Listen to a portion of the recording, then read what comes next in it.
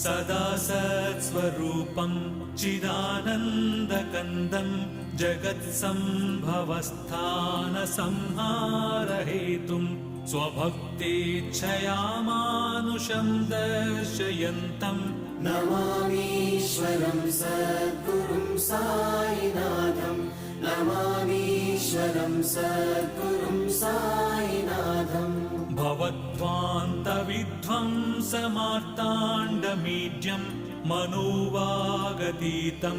मुनिर्ध्यानगम्यं जगद्व्यापकं निर्मलं निर्गुणं त्वां नमामीश्वरं सद्गुरुं साईनाथं नमामीश्वरं सद्गुरुं साईनाथम् भवाम्बोधिमग्नार्दितानां जनानां स्वपादाश्रितानां